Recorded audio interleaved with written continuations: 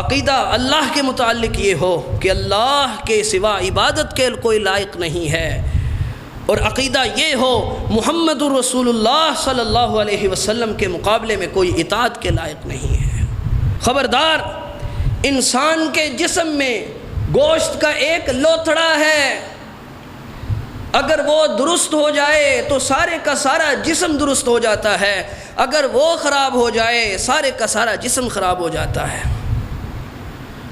جسم کے درست اور خراب ہونے کا مطلب انسان کے جسم کے اعمال کا درست اور خراب ہونا ہے۔ اور آپ نے ارشاد فرمایا وہ لوتھڑا انسان کے سینے میں موجود دل ہے، دل صحیح ہو جائے سارا جسم صحیح ہو جائے گا، آنکھیں صحیح ہو جائیں گی، انسان وہی دیکھے گا جس کو دیکھنے کی اللہ نے اجازت دی ہے، اس کی طرف کبھی عمدن نظر نہیں اٹھائے گا جس کو دیکھنے سے اللہ نے منع کر دیا ہے۔ دل صحیح ہوگا کان صحیح ہو جائیں گے، انسان وہی سنے گا جس کو سننا اللہ کو پسندیدہ ہے، محبوب ہے، یہ اللہ نے اس کو جائز قرار دیا ہے۔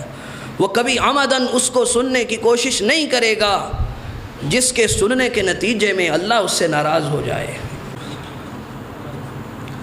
ان الحمد للہ نحمده ونستعینه ونستغفره ونعوذ باللہ من شرور انفسنا ومن سیئات اعمالنا من يهده الله فلا مضل له ومن يضلل فلا هادي له وأشهد أن لا إله إلا الله وحده لا شريك له وأشهد أن محمدًا عبده ورسوله أرسله بالهدى ودين الحق ليظهره على الدين كله وكفى بالله شهيدا من يطع الله ورسوله فقد رشد واهتدى ومن يعص الله ورسوله فقد ضل وغوى فإنه لا يضر إلا نفسه ولن يضر الله شيئا يا أيها الذين آمنوا اتقوا الله حق تقاته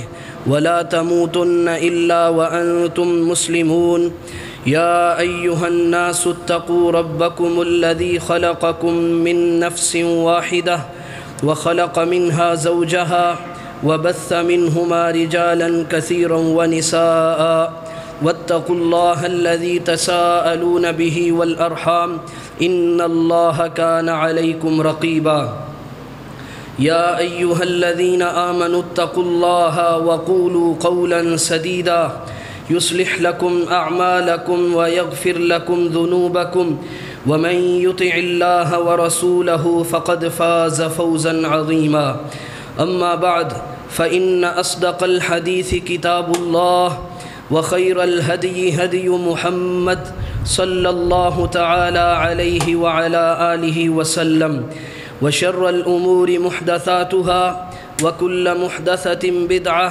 وكل بدعة ضلالة وكل ضلالة في النار۔ ہمہ قسم کی حمد و ثنا بڑائی اور کبریائی کے لائق صرف اللہ وحدہ لا شریک لہ کی ذات بابرکات ہے،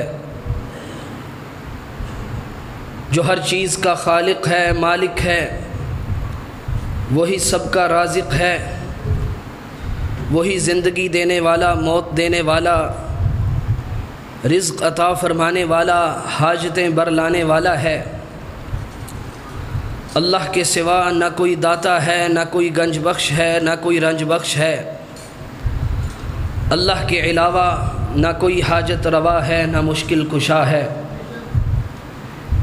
ان تمام صفات اور اختیارات میں اللہ سبحانہ و تعالی کا وحدہ لا شریک لہ ہونا اس بات کا تقاضا کرتا ہے کہ ہمہ قسم کی عبادات، رکوع، سجود، نظر و نیاز، صدقہ، خیرات، قربانی، طواف اور قسم اٹھانا اور من جملہ عبادات کے لائق اللہ کے سوا کسی کو نہ قرار دیا جائے۔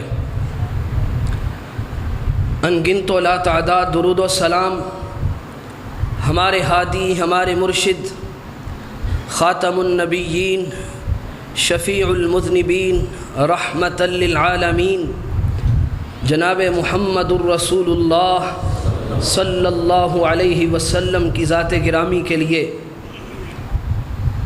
کہ جن کا مقام اور مرتبہ بلند کرنے والا خود اللہ سبحانہ و تعالی ہے، جس کا ارشاد ہے وَرَفَعْنَا لَكَ ذِكْرَكَ، اے محبوب ہم نے آپ کے لیے آپ کے ذکر کو بلند کیا، جس کے ذکر کو اللہ خود بلند کرے، نثر نگاروں کی نثر، ادباء کی ادب انگیزی، شعراء کی شاعری اور لکھاریوں کے قلم بے بس اور عاجز آ جاتے ہیں کہ وہ ہم محمد صلی اللہ علیہ وسلم کے مقام اور مرتبے کو بیان کر سکیں۔ اس سب کے باوجود ہماری دانست کے مطابق رسول اللہ صلی اللہ علیہ وسلم کے بے شمار خصائص میں سے سب سے اہم خصوصیت یہ ہے کہ آپ صلی اللہ علیہ وسلم کو یہ مقام اور مرتبہ حاصل ہے کہ جو آپ صلی اللہ علیہ وسلم کی اطاعت اور فرما برداری کرتا ہے وہ حقیقت میں اللہ کی اطاعت اور فرما برداری کہلاتی ہے۔ یہ اللہ ذوالجلال کا ارشاد ہے من یطع الرسول فقد اطاع اللہ، جس نے رسول کی اطاعت کی اس نے حقیقت میں اللہ کی اطاعت کی۔ یہ مقام اور مرتبہ محمد کریم صلی اللہ علیہ وسلم کے بعد نہ کسی کو حاصل ہوا نہ ہو سکتا ہے، اور محمد صلی اللہ علیہ وسلم کی اطاعت اور فرما برداری حقیقت میں انسان کے دل میں پائی جانے والی جنت میں جانے کی خواہش کے مطابق ہے، اور جو شخص آپ صلی اللہ علیہ وسلم کی فرما برداری سے منہ موڑے وہ اور کچھ نہیں، وہ حقیقت میں جنت میں جانے سے انکار کرتا ہے۔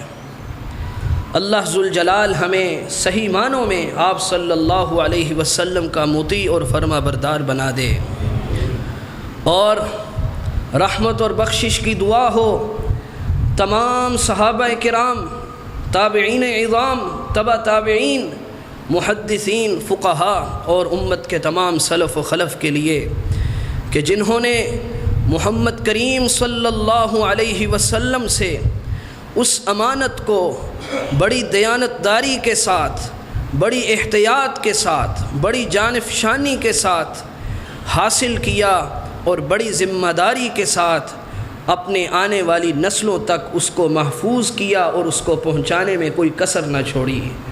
اللہ تعالیٰ ان سب سے راضی ہو اور ہمیں ان کے نقش قدم پر چلنے کی توفیق عطا فرمائے۔ حمد و ثنا، درود و سلام اور دعا کے بعد اللہ کے بندو اور اللہ کی بندیوں، اللہ سے ڈرو، اس سے ڈر جاؤ اور اللہ کا ہی تقوی اختیار کرو۔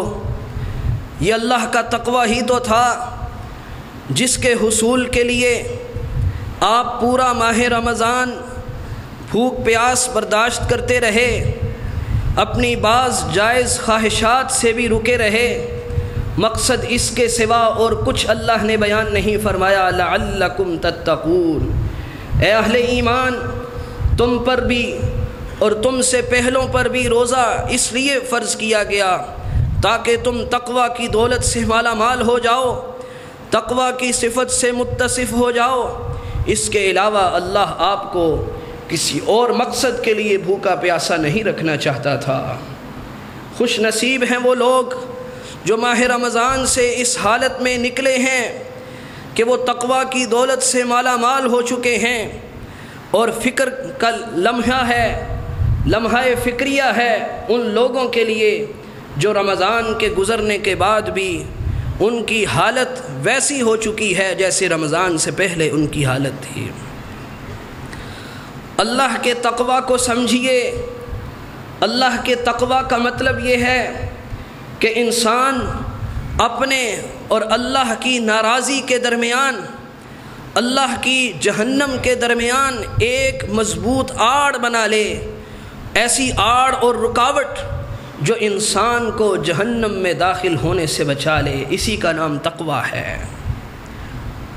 اور وہ آڑ اللہ رب العزت کے بیان کردہ فرمودات پر عمل پیرا ہونے کی صورت میں بھی ہو سکتی ہے، اور اللہ ذوالجلال کے اور اس کے نبی علیہ السلام کے منع کردہ کاموں سے رک جانے کی صورت میں بھی ہو سکتی ہے۔ لیکن ایک انسان جو اپنے اور جہنم کے درمیان سب سے بڑی اور مضبوط آڑ قائم کرتا ہے، وہ اس کے ایمان اور عقیدے کی سلامتی ہے۔ ایمان اور عقیدے کی سلامتی یہ ایسی مضبوط آڑ ہے کہ اس کی موجودگی میں اگر دوسری رکاوٹوں میں کوئی کمی ہو جائے تو اس رکاوٹ کی وجہ سے اس کے جہنم سے بچنے کے امکانات موجود ہیں۔ لیکن اگر انسان کے اندر باقی تمام رکاوٹیں اس کے اور جہنم کی راہ میں حائل ہوں لیکن ایمان اور عقیدے کی سلامتی نہ ہو تو وہ سارے کے سارے اعمال دھرے کے دھرے رہ جاتے ہیں۔ وہ ساری کی ساری رکاوٹیں مل کر بھی انسان کے اور اس کی جہنم کے درمیان میں حائل نہیں ہو سکتے۔ ایک شخص جو نماز بھی پڑھے، روزہ بھی رکھے، صدقہ خیرات بھی کرے، مساجد کی تعمیر بھی کرے، حتیٰ کہ بیت اللہ کی تعمیر بھی کرے، یتیموں مسکینوں کو کھانے بھی کھلائے، صلہ رحمی بھی کرے، بے کسوں کی دستگیری بھی کرے، بیماروں کا مفت علاج بھی کرائے، ہسپتال بھی قائم کرے، لیکن اس کے ساتھ ساتھ وہ اللہ کے ساتھ کسی اور کو شریک ٹھہرانے والا ہو، اس کے ایمان میں سقم اور بیماری پائی جاتی ہو، اللہ کی قسم کھا کے کہتا ہوں اس کے یہ سارے کے سارے اعمال اس کے کسی کام آنے والے نہیں ہیں۔ ہاں، ہم یہ کہتے ہیں کہ میں نے ہسپتال بنایا، اس کا لوگوں کو فائدہ ہو رہا ہے، میں نے دسترخوان سجائے، بھوکے وہاں پہ کھانا کھا رہے ہیں، میں نے بیماروں کے لیے مفت علاج کا بندوبست کیا، لوگ اس سے مستفید ہو رہے ہیں۔ لیکن ایک مومن سب سے پہلے یہ سوچتا ہے کہ آخرت میں مجھے ان کاموں کا کیا فائدہ ہوگا۔ ایسا نہ ہو آپ کے مال سے لوگ تو فائدہ اٹھا کے لے چلے جائیں، آپ کے وقت لگانے سے، آپ کے اپنی جان خرچ کرنے سے لوگوں کو تو فائدہ ہو جائے اور آپ محروم رہ جائیں۔ صحیح مسلم کی حدیث ہے، سیدہ عائشہ رضی اللہ تعالی عنہا ام المؤمنین، انہوں نے عرض کیا، اللہ کے رسول علیہ السلام، کان ابن جدعان فی الجاہلیت یصل الرحم ویطعم المسکین وہل ذلک نافعہ۔ اے اللہ کے رسول علیہ السلام، عبداللہ بن جدعان زمانہ جاہلیت میں وہ صلہ رحمی بھی کیا کرتا تھا، وہ مسکینوں کو کھانا بھی کھلایا کرتا تھا، کیا اس کے یہ کام اس کے فائدہ کے لیے ثابت ہوں گے؟ رسول اللہ صلی اللہ علیہ وسلم نے ارشاد فرمایا، اے صدیق کی بیٹی، اس نے کبھی بھی زندگی میں یہ نہیں کہا تھا رب اغفر لی خطیئتی یوم الدین، اے میرے رب روز قیامت تو میری خطاؤں کو معاف کر دینا۔ معنی اس کا یہ ہے کہ اس نے کبھی بھی یہ کام آخرت پر ایمان رکھتے ہوئے نہیں کیے تھے۔ جب آخرت پر ایمان کے بغیر اس نے یہ کام کیے ہیں، یہ کام اس کو کوئی فائدہ پہنچانے والے نہیں ہیں۔ اس لیے میرے بھائیوں، ہمیں سب سے زیادہ جس بات کی فکر کرنے کی ضرورت ہے، میں اس بات کا انکار نہیں کرتا کہ لوگ مہنگائی سے پریشان ہیں، لوگ بے روزگاری سے پریشان ہیں، اور لوگ علاج کی وجہ سے، تعلیم کے نہ ہونے کی وجہ سے پریشان ہیں، مختلف بحران ہیں جن کا سامنا ہمارے وطن عزیز کو ہے۔ ان میں سے کسی بحران کا مجھے انکار نہیں ہے، لیکن میں آپ کے دلوں میں یہ بات ڈالنا چاہتا ہوں، اللہ کی قسم ہمارا سب سے بڑا بحران وہ عقیدے کی سلامتی کا نہ ہونا ہے، ایمان کا داؤ پہ لگ جانا ہے، اور رسول اللہ صلی اللہ علیہ وسلم کا وہ ارشاد وہ ہم کیسے بھلا سکتے ہیں۔ آپ نے ارشاد فرمایا، ایک وقت آئے گا، فتنے آئیں گے، اس قدر فتنے ہوں گے کہ ایک انسان صبح کو مومن ہوگا، شام کو کافر ہو جائے گا، شام کو مومن ہوگا، صبح کو کافر ہو جائے گا۔ یبیع الرجل دینہ بعرض من الدنیا، ایک انسان دنیا کے چند ٹکوں کے عوض اپنا ایمان بیچ دے گا۔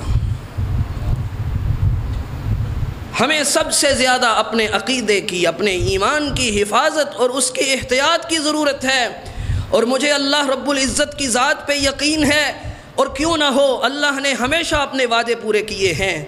وہ ذات، اس کو وعدے پورے کرنے میں کوئی چیز حائل نہیں ہے۔ وہ کیا ہے؟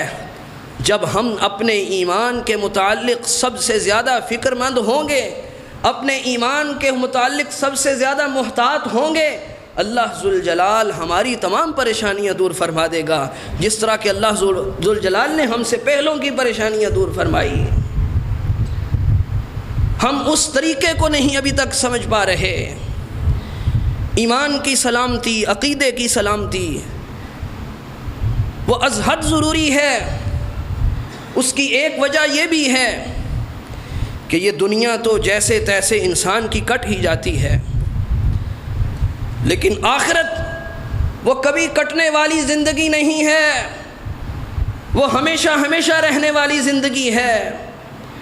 اس آخرت میں انسان کی نجات عقیدے اور ایمان کی سلامتی کے بغیر ممکن نہیں ہے۔ اللہ ذوالجلال نے اپنے خلیل ابراہیم علیہ السلام کا ذکر فرمایا سورۃ الشعراء میں۔ ان کی اللہ ذوالجلال سے کے متعلق کی ہوئی باتوں کو اللہ رب العزت نے نقل فرمایا۔ ان میں سے ایک بات یہ بھی ہے، ابراہیم خلیل اللہ نے کہا تھا، یوم لا ينفع مال ولا بنون الا من اتى اللہ بقلب سلیم۔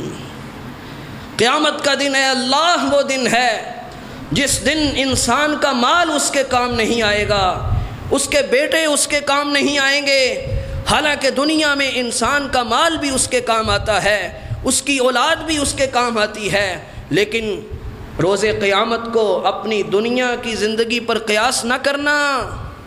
اس دن نہ مال کام آئے گا، نہ بیٹے کام آئیں گے۔ ہاں، وہ شخص جو اللہ کے حضور قلب سلیم لے کر پیش ہوگا۔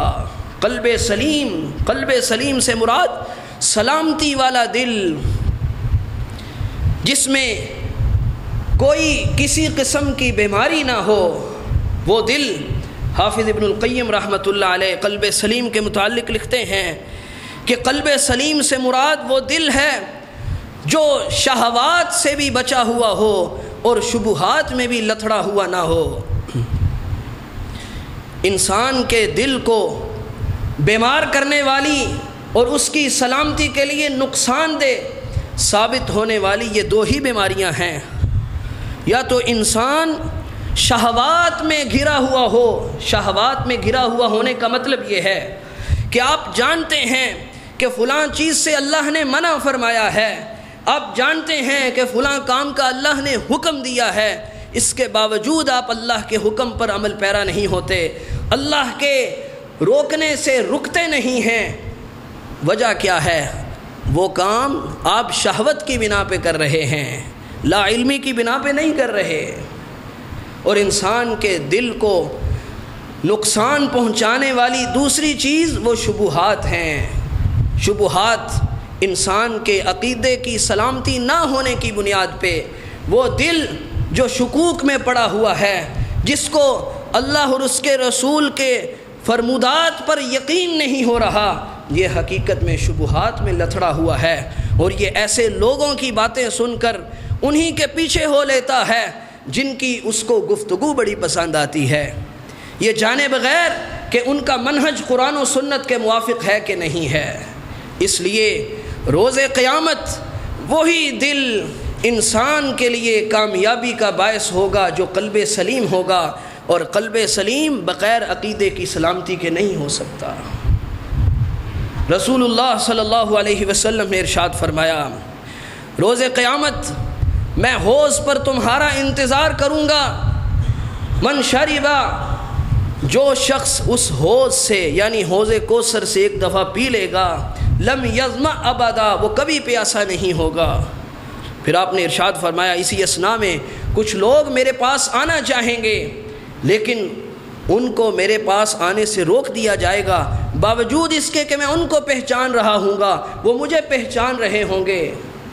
میں کہوں گا ان کو آنے دو، تو کہا جائے گا انک لا تدری ما احدثوا بعدک، اے اللہ کے رسول علیہ الصلاۃ والسلام آپ نہیں جانتے کہ آپ کے بعد انہوں نے آپ کے بتائے ہوئے دین میں، آپ کے بتائے ہوئے عقائد میں کون کون سی خرابیاں اور بدعات ایجاد کر لی تھیں۔ تو رحمت للعالمین صلی اللہ علیہ وسلم یہ سن کر کوئی ان کو ویلکم نہیں کریں گے، یا فرشتوں کو یہ نہیں کہیں گے کوئی بات نہیں جانے دو، بلکہ رحمت للعالمین فرمائیں گے سحقاً سحقاً لمن غیر بعدی، ایسے لوگوں کو مجھ سے پرے کر دو، دفع کر دو جنہوں نے میرے بعد میرے عقائد کو ہی بدل دیا، میرے دین میں خرابی پیدا کرنے کی کوشش کی۔ اور ایمان اور عقیدے کی سلامتی اس لیے بھی ضروری ہے کہ ایمان اگر صحیح ہوگا تو ہمارے اعمال صحیح ہوں گے۔ اگر آپ اپنے اعمال کو بچانا چاہتے ہیں اور ایمان کی پرواہ نہیں کرتے تو یہ آپ کی خام خیالی تو ہو سکتی ہے کہ آپ کے اعمال آپ کے لیے دنیا اور آخرت میں نجات کا، رفعت اور بلندی کا باعث بن جائیں، لیکن اس کا حقیقت سے کوئی تعلق اور واسطہ نہیں ہو سکتا، کیونکہ رسول اللہ صلی اللہ علیہ وسلم کا ارشاد گرامی ہے، فرمایا ان فی الجسد مضغة اذا صلحت صلح الجسد كله واذا فسدت فسد الجسد كله الا وهي القلب۔ خبردار، انسان کے جسم میں گوشت کا ایک لوتھڑا ہے، اگر وہ درست ہو جائے تو سارے کا سارا جسم درست ہو جاتا ہے، اگر وہ خراب ہو جائے سارے کا سارا جسم خراب ہو جاتا ہے۔ جسم کے درست اور خراب ہونے کا مطلب انسان کے جسم کے اعمال کا درست اور خراب ہونا ہے۔ اور آپ نے ارشاد فرمایا وہ لوتھڑا انسان کے سینے میں موجود دل ہے، دل صحیح ہو جائے سارا جسم صحیح ہو جائے گا، آنکھیں صحیح ہو جائیں گی، انسان وہی دیکھے گا جس کو دیکھنے کی اللہ نے اجازت دی ہے، اس کی طرف کبھی عمدن نظر نہیں اٹھائے گا جس کو دیکھنے سے اللہ نے منع کر دیا ہے۔ دل صحیح ہوگا کان صحیح ہو جائیں گے، انسان وہی سنے گا جس کو سننا اللہ کو پسندیدہ ہے، محبوب ہے، یہ اللہ نے اس کو جائز قرار دیا ہے، وہ کبھی عمدن اس کو سننے کی کوشش نہیں کرے گا جس کے سننے کے نتیجے میں اللہ اس سے ناراض ہو جائے۔ اس کے ہاتھ کبھی ایسی چیز کو نہیں پکڑیں گے، ایسی کمائی کی طرف، ایسی رقم کی طرف نہیں بڑھیں گے، ایسی حرام کردہ چیز کی طرف نہیں بڑھیں گے جس کو لینے کے نتیجے میں اللہ اس سے ناراض ہو جائے گا۔ یہ کب ہوگا؟ جب انسان کا دل درست ہوگا۔ جب دل درست ہو پھر انسان کو غنی ہونے اور فقیر ہونے کی پرواہ نہیں ہوتی، پھر وہ اگر لاکھوں میں کھیل رہا ہو تب بھی اللہ سے ڈرتا ہے، اور اگر اللہ ہم سب کو محفوظ رکھے اس پر تنگی اور ترشی کے حالات آ جائیں، ایسے مواقع پر بھی وہ کبھی اللہ کی ناراضی کو مول لینے کی کوشش نہیں کرتا۔ یہ ہے معنی کہ جب وہ ٹکڑا درست ہو جائے، دل صحیح ہو جائے، سارے کا سارا جسم صحیح ہو جاتا ہے، اور جب وہ خراب ہو جائے تو سارے کا سارا جسم خراب ہو جاتا ہے۔ نبی علیہ السلام نے فرمایا یہ ٹکڑا انسان کے سینے میں موجود دل ہے، اور دل کی سلامتی بھی ایمان کے بغیر ممکن نہیں ہے، عقیدے کی صحت کے بغیر ممکن نہیں ہے۔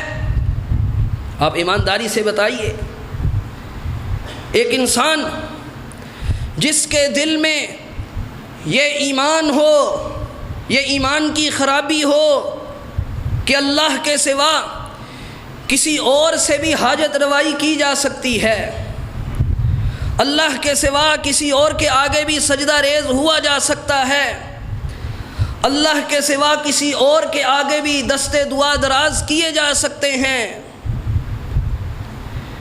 کیا اس کا دل صحیح ہے؟ یقیناً اس کا دل صحیح نہیں ہے، اور جب دل صحیح نہ ہو اعمال درست نہیں ہو سکتے، کیونکہ رسول اللہ صلی اللہ علیہ وسلم کا فرمان عالی شان ہے انما الاعمال بالنیات، سوائے اس کے نہیں، انسان کے اعمال کا دار و مدار اور انحصار تو نیتوں پر ہے۔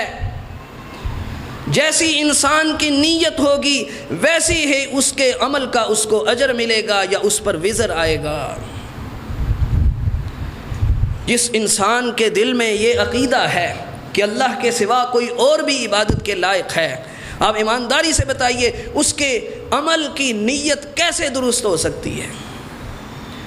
وہ کبھی بھی عمل کرنے سے پہلے یہ نیت نہیں کرے گا کہ مجھ سے صرف اللہ راضی ہو جائے، وہ تو اوروں کو راضی کرنے کی کوشش کرے گا، جن کو وہ اللہ کے ساتھ اللہ کا شریک بنائے بیٹھا ہے۔ اس کی نیت درست نہیں ہے، لہذا اس کا عمل درست نہیں ہے۔ اسی لیے نبی کریم صلی اللہ علیہ وسلم نے ارشاد فرمایا، اللہ تعالیٰ فرماتے ہیں من عمل عملا اشرک فیہ معی غیری ترکتہ وشرکہ، جس انسان نے کوئی بڑے سے بڑا عمل اپنی دانست کے مطابق نیک عمل سر انجام دیا، لیکن اس نے اس میں میرے ساتھ کسی اور کو بھی شریک ٹھہرا دیا، میں اس کو بھی چھوڑ دیتا ہوں، اس کے عمل کو بھی چھوڑ دیتا ہوں، نہ مجھے اس بندے کی کوئی حاجت ہے نہ اس کے عمل کی کوئی حاجت ہے۔ اس کا عمل رائے گاں جاتا ہے۔ معنی کیا نکلا؟ دلوں کی سلامتی ایمان اور عقیدے کی سلامتی کو مستلزم ہے، اور اگر ایمان اور عقیدہ درست ہوگا تو آپ کے اعمال درست ہوں گے، کیونکہ اعمال کی درستی کا انحصار نیتوں پر ہے، اور نیتیں انہی کی درست ہوتی ہیں جو خالصتاً اللہ کے لیے اعمال کو انجام دیتے ہیں۔ جن کے عقائد میں شرک کی آمیزش ہو ان کی نیت درست نہیں ہو سکتی، نتیجتاً ان کے اعمال درست نہیں ہو سکتے۔ اللہ اکبر کبیرہ۔ اور وہ شخص جس کے ایمان میں یہ سقم ہو، وہ یہ سمجھتا ہو کہ محمد کریم صلی اللہ علیہ وسلم کے مقابلے میں کسی اور کی بات کو حرف آخر مانا جا سکتا ہے، محمد صلی اللہ علیہ وسلم کے علاوہ ہمیں کوئی اور طریقہ بتاؤ، محمد صلی اللہ علیہ وسلم جیسی نماز مجھے نہیں چاہیے، مجھے وہ نماز چاہیے جو میرے فلاں امام پڑھا کرتے تھے یا فلاں فقیہ سے منقول ہے۔ نتیجتاً وہ کبھی بھی سنت کی پیروی کی خواہش اپنے دل میں نہیں رکھے گا، اور عمل کی درستی کے لیے اس کا سنت کے مطابق ہونا شرط ہے۔ رسول اللہ صلی اللہ علیہ وسلم نے ارشاد فرمایا، ام المومنین سیدہ عائشہ روایت کرتی ہیں رضی اللہ تعالی عنہا، آپ ارشاد فرماتے ہیں من عمل عملا لیس علیہ امرنا فہو رد، جس کسی نے کوئی بھی عمل کیا ہو اس عمل پر ہماری یعنی محمد صلی اللہ علیہ وسلم کی سٹیمپ نہ ہو، وہ عمل اللہ کے ہاں مردود ہے، اس عمل کو اسی انسان پر ٹھکرا دیا جائے گا، اس کے منہ پہ دے مارا جائے گا۔ عمل کیوں دے مارا گیا اس کے منہ پہ؟ عمل کیوں ٹھکرا دیا گیا؟ کیوں مردود ہو گیا؟ اس کے پیچھے عقیدے کا سقم اور عقیدے کی خرابی نہیں تو اور کیا ہے۔ اگر اس انسان کا یہ عقیدہ ہوتا جو کہ ہم میں سے ہر مسلمان کا ہونا چاہیے کہ حرف آخر بات اگر ہو سکتی ہے تو محمد کریم صلی اللہ علیہ وسلم کی ہو سکتی ہے، ہمیں محمد صلی اللہ علیہ وسلم جیسی نماز سکھائیے، محمد صلی اللہ علیہ وسلم جیسا حج، آپ جیسا روزہ، آپ جیسے معاملات، آپ جیسے لین دین، آپ جیسی تجارت، آپ جیسی شادی بیاہ اور خوشی اور غمی کے معاملات۔ کون سا زندگی کا ایسا گوشہ ہے جس میں محمد کریم صلی اللہ علیہ وسلم نے آپ کو تنے تنہا چھوڑ دیا ہو، آپ کی رہنمائی نہ کر رکھی ہو؟ جب آپ کے دل میں یہ عقیدہ نہیں ہے کہ محمد علیہ السلام کی بات حرف آخر ہوگی تو آپ اپنے اعمال کی خیر منائیے، کیونکہ اعمال کی درستی نیتوں کی درستی پر منحصر ہے، اور نیتیں درست ہوتی ہیں عقیدے کی سلامتی کے ساتھ۔ اور صحیح عقیدہ یہ ہے محمد الرسول اللہ کی گواہی دینے کا مطلب یہ ہے کہ اب عبادت ہوگی صرف اللہ کی، اطاعت ہوگی صرف محمد الرسول اللہ کی صلی اللہ علیہ وسلم۔ نبی کریم صلی اللہ علیہ وسلم آپ کے سامنے ایک مسئلہ لایا گیا، عید الاضحیٰ کا موقع تھا، کہا کہ اللہ کے رسول علیہ الصلاۃ والسلام فلاں صحابی انہوں نے نماز عید سے پہلے ہی اپنے جانور کو ذبح کر لیا ہے۔ حکم کیا ہے؟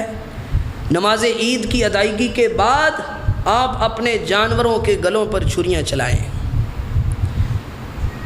نبی علیہ الصلاۃ والسلام کو بتایا گیا۔ اب دیکھیے، نیت خالصتاً صحابی کی اللہ کی رضا جوئی تھی، قربانی صرف اللہ کے نام پہ کی، جانور کے گلے پر چھری چلائی، اس کو مردار نہیں کیا، نیت صرف اور صرف اللہ کی رضا جوئی تھی، لیکن اس کے باوجود رسول اللہ صلی اللہ علیہ وسلم فرماتے ہیں اس کی قربانی نہیں ہوئی۔ فرمایا تل کا شات لحم، وہ صرف گوشت کھانے کی بکری ہے، اس بکری کو ذبح کرنے کا جو فائدہ ہے وہ صرف یہ کہ لوگ اس کا گوشت کھا سکتے ہیں، اگر کہا جائے کہ اس کی قربانی ہوئی ہے تو اس کی قربانی نہیں ہوئی۔ وجہ کیا ہے؟ وہ قربانی جس پر محمد الرسول اللہ صلی اللہ علیہ وسلم کی سٹیمپ ہے، مہر ہے، وہ قربانی نماز عید کی ادائیگی کے بعد ہوتی ہے۔ جب آپ صلی اللہ علیہ وسلم کی سنت کے مطابق عمل نہیں، وہ انسان کا عمل قابل قبول نہیں ہے۔ نبی علیہ الصلاۃ والسلام مسجد نبوی میں تشریف فرما ہے، ایک شخص آیا، اس نے آ کے نماز پڑھی، نماز پڑھ کے آپ صلی اللہ علیہ وسلم کی خدمت میں حاضر ہوا، سلام عرض کیا، آپ علیہ الصلاۃ والسلام نے سلام کا جواب دیا، لیکن ساتھ ہی فرمایا ارجع فصلی فإنک لم تصل، جا کے نماز پڑھ، تو نے نماز نہیں پڑھی، حالانکہ وہ نماز پڑھ کے آیا ہے۔ وہ چلا گیا، جا کے پھر نماز کو پڑھ لیا، پھر آیا، پھر سلام پیش کیا، پھر اس نے آپ صلی اللہ علیہ وسلم نے اس کو یہی فرمایا جا کے نماز پڑھ، تو نے نماز نہیں پڑھی۔ 2 دفعہ 3 دفعہ ایسا ہوا، عرض کی اللہ کے رسول علیہ الصلاۃ والسلام مجھے تو ایسی ہی نماز آتی ہے۔ تب آپ صلی اللہ علیہ وسلم نے اس کی نماز میں جو سقم تھے، جہاں جہاں سنت کی خلاف ورزی تھی، آپ صلی اللہ علیہ وسلم نے اس کی نشاندہی فرمائی۔ جب اس نے ویسے نماز پڑھی تو آپ نے فرمایا ہاں تو نے نماز پڑھی ہے، حالانکہ عملاً وہ 3 دفعہ پہلے بھی نماز پڑھ چکا تھا۔ یہ اور ایسے بے شمار دلائل ہیں جو اس بات پر شاہد عدل ہیں کہ عمل کی قبولیت کے لیے جس طرح عمل میں اخلاص ضروری ہے، ویسے ہی عمل کا سنت کے مطابق ہونا بھی ضروری ہے، اور یہ دونوں چیزیں عقیدے کی سلامتی پر منتج ہوتی ہیں۔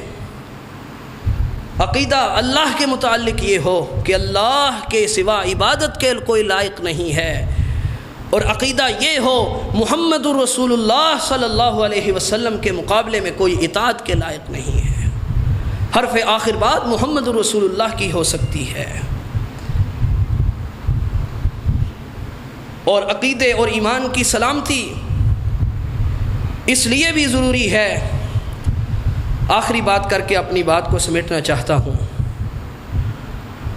اگر انسان کا ایمان صحیح ہو، اس کا عقیدہ صحیح ہو، اس انسان کی عقل درست ہو جاتی ہے، اور جس کے ایمان اور عقیدے میں خرابی آ جائے وہ انسان کبھی صاحب عقل اور ذی شعور نہیں ہو سکتا۔ ایمان کا بگاڑ انسان کی عقل کو بگاڑ کے رکھ دیتا ہے، اور ایمان کی سلامتی انسان کی عقل کی سلامتی کی ضامن ہے۔ آپ نے نہیں دیکھا کہ بہت سمجھدار دکھنے والے لوگ، لوگوں کے فیصلے کرنے والے لوگ، بڑی بڑی باتیں کرنے والے لوگ، وہ ایسے ایسے کام کر جاتے ہیں کہ ایک سمجھدار انسان دیکھ کے حیران رہ جاتا ہے، یار یہ تو عقل مند آدمی تھا، اس نے یہ کیا کر لیا۔ اگر آپ اس کی تہ میں پہنچیں تو آپ کو عقیدے کی خرابی نظر آئے گی۔ آپ نے نہیں دیکھا کتنے پڑھے لکھے لوگ اور ڈگری ہولڈر لوگ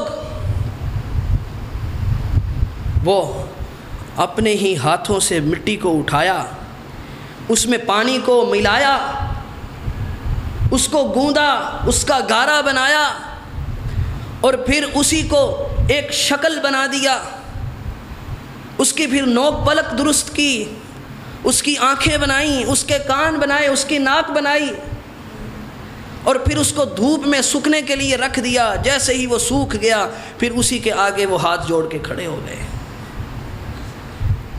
اسی سے انہوں نے حاجت روائی اور مشکل کشائی کروانا چاہیے۔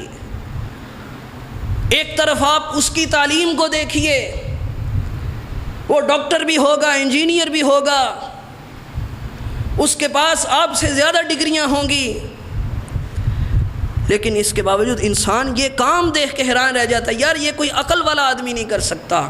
پیچھے سبب کیا ہے؟ عقیدے کی خرابی ہے۔ عقیدے اور ایمان کی خرابی انسان کی عقل کو بگاڑ کے رکھ دیتی ہے۔ انسان سمجھدار ہونے کے باوجود ایسے کام کر گزرتا ہے جو کسی ذی شعور انسان سے ممکن نہیں ہوتے۔ آپ نے نہیں دیکھا ایک انسان بزرگ نیک آدمی فوت ہو گیا،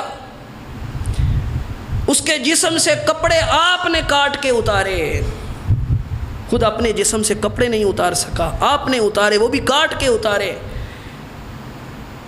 آپ نے اس کو غسل دیا، آپ نے اس کو کفن پہنایا، آپ نے اس کو چارپائی پہ رکھا، 4-5 آدمیوں نے کندھا دیا، اس کو قبرستان لے گئے، خود وہ جا بھی نہیں سکا، اس کی نماز جنازہ ادا کی، پھر 4-5 آدمیوں نے مل کر اس کی قبر کھودی، قبر کھود کے پھر 4-5 لوگوں نے اس کو بڑی احتیاط سے قبر میں اتارا، اتارنے کے بعد اس کے اوپر منو مٹی ڈال دی۔ جیسے ہی مٹی ڈالی لوگوں نے اس کو مشکل کشا مان لیا، لوگوں نے اس کو حاجت روا مان لیا، لوگوں نے اس کو داتا مان لیا، اس کو گنج بخش مان لیا، لوگوں نے اس کو کرنی والا بھرنی والا مان لیا۔ ذرا اپنی عقل کا استعمال تو انسان کرے۔ یہ اس عقل مند آدمی سے تو یہ بات ممکن نہیں تھی، لیکن ممکن ہوئی کب؟ پیچھے سبب عقیدے کی خرابی ہے۔ عقیدہ خراب ہو، ایمان سلامت نہ ہو، انسان کی عقل سلامت نہیں رہتی، انسان کی عقل میں بگاڑ آ جاتا ہے، وہ ایسے کام کر گزرتا ہے کہ ایک ذی شعور انسان وہ انگشت بدندہ رہ جاتا ہے۔ انسان اپنی انگلی کو اپنے دانتوں میں دبا کے حیران ہو جاتا ہے، یار یہ کیسے کر لیا اس نے؟ یہ تو حیرانی والی بات ہے، یہ تو خلاف عقل بات ہے۔ ایمان کا بگاڑ عقلوں کے بگاڑ پر منتج ہوتا ہے۔ رسول اللہ صلی اللہ علیہ وسلم نے ایک موقع پہ یہ بات ارشاد فرمائی تھی، ان بین یدی الساعۃ الحرج، اے صحابہ قیامت سے پہلے حرج ہو جائے گا، حرج عام ہو جائے گا۔ صحابہ نے پوچھا اللہ کے رسول حرج سے کیا مراد ہے؟ آپ نے فرمایا حرج سے مراد قتل ہے، قتل عام ہو جائے گا۔ صحابہ اس بات پہ حیران ہوئے، کہنے لگے اللہ کے رسول علیہ الصلاۃ والسلام اکثر مما نقتل، کہ جتنا آج ہم مشرکوں کو قتل کرتے ہیں اس سے بھی زیادہ بھی قتل ہوگا؟ مسند احمد کی الفاظ ہیں کہ ہم ہر سال 70,000 سے زیادہ مشرکوں کو قتل کرتے ہیں، کیا اس سے بھی زیادہ قتل ہوگا؟ صحابہ رضی اللہ تعالی عنہم وہ اس بات پہ حیران ہو رہے ہیں۔ نبی علیہ الصلاۃ والسلام نے جواب میں ارشاد فرمایا، میرے صحابہ بات وہ نہیں ہے جو تم سمجھ رہے ہو، بلکہ بات یہ ہے قتل بعضکم بعضا، تم میں سے ہر کوئی دوسرے کو قتل کرنے لگ جائے گا۔ ایک انسان اپنے پڑوسی کو قتل کرے گا، اپنے چچا زاد بھائی کو قتل کرے گا، اپنے قریبی رشتہ دار کو قتل کرے گا۔ جب یہ بات آپ صلی اللہ علیہ وسلم نے وضاحت کے طور پہ ارشاد فرمائی، اب صحابہ کی حیرانی کا عالم دیکھیے۔ میں وہ الفاظ بالکل ویسے کے ویسے کوٹ کرنا چاہتا ہوں۔ صحابہ نے پوچھا اللہ کے رسول علیہ الصلاۃ والسلام امعنا عقولنا یومئذ، یہ جو بات آپ فرما رہے ہیں کہ ہم آپس میں ایک دوسرے کو قتل کرنے لگ جائیں گے، کیا اس دن ہماری عقلیں ہمارے پاس ہوں گی؟ کیا ہماری عقلیں قائم ہوں گی؟ یعنی یہ تو خلاف عقل بات ہے۔ ہم تو اللہ کے دشمنوں کو تہہ تیغ کرتے ہیں، اور اللہ کا یہ حکم ہے ہم آپس میں ایک دوسرے کو قتل کرنے لگیں، ایسا کیسے ممکن ہے؟ تو آپ نے ارشاد فرمایا ہاں، اس دن لوگوں کی عقلیں زائل ہو چکی ہوں گی، اور اس کے پیچھے سبب وہ عقیدے اور ایمان کی خرابی ہوگا۔ اس جماعت کو چھوڑنا ہوگا جس جماعت کے بارے میں رسول اللہ صلی اللہ علیہ وسلم نے یہ پیش گوئی فرمائی، یہ ضمانت دی کہ قیامت کا دن آنے تک میری امت میں سے ایک گروہ حق پر قائم رہے گا، اللہ کی طرف سے ان کی مدد اور نصرت ہوتی رہے گی، دلائل کے میدان میں کوئی ان کو زیر نہ کر سکے گا۔ یہ سلسلہ جاری رہے گا تا وقت کہ اللہ کا حکم آ جائے گا، قیامت قائم ہو جائے گی۔ اس جماعت کو لازم پکڑنا یہ ہماری عقیدے اور ایمان کی سلامتی کے لیے ضروری ہے، اور اس جماعت کا تسلسل شروع ہوتا ہے صحابہ رضی اللہ تعالی عنہم سے۔ اس لیے لوگ کہتے ہیں آج ہم کس کی بات مانیں؟ وہ بھی قرآن پڑھتا ہے، وہ بھی قرآن پڑھتا ہے، وہ بھی حدیث کے دلائل دیتا ہے، وہ بھی حدیث کے دلائل دیتا ہے۔ یہ بات یاد رکھیے، قرآن و سنت فہم سلف کی روشنی میں، اور سلف سے مراد صحابہ رضی اللہ تعالی عنہم ہیں۔ جو انسان اس کو لازم پکڑ لے گا، اس کو لازم پکڑنا اس کے ایمان کی سلامتی کے لیے ضمانت ہے۔ صحیح مسلم میں ایک واقعہ موجود ہے، ایک تابعی تھے جن کا نام یزید الفقیر تھا۔ یزید الفقیر کہتے ہیں قد شغفنی رأی من رأی الخوارج، خارجیوں کی ایک رائے میرے دل میں گھر کر گئی، میں اس کو پسند کر بیٹھا۔ وہ رائے کیا تھی؟ خارجی گمراہ لوگ تھے، مسلمانوں کو قتل کرنے والے، صحابہ پر کفر کے فتوے لگانے والے، صحابہ کے خلاف برسر پیکار ہونے والے۔ یہ یزید الفقیر کہتے ہیں کہ ایک دفعہ مجھے بھی ان کی ایک رائے پسند آ گئی۔ وہ رائے یہ تھی کہ جو صاحب ایمان شخص کبیرہ گناہ کر بیٹھتا ہے وہ ہمیشہ ہمیشہ کے لیے جہنم میں جائے گا، اس کو کبھی جہنم سے نکالا نہیں جائے گا۔ یہ خوارج کا موقف تھا، ان کا یہ مسلک اور منہج تھا۔ اسی بنا پہ وہ شفاعت کے بھی منکر تھے۔ ہم سب تو اللہ کے رسول علیہ الصلاۃ والسلام اور فرشتوں اور اہل ایمان کی شفاعت کا اللہ سے سوال کرتے ہیں کہ اللہ ہمیں ان کی شفاعت کا حقدار بنائے، لیکن خارجی لوگ شفاعت کے منکر تھے۔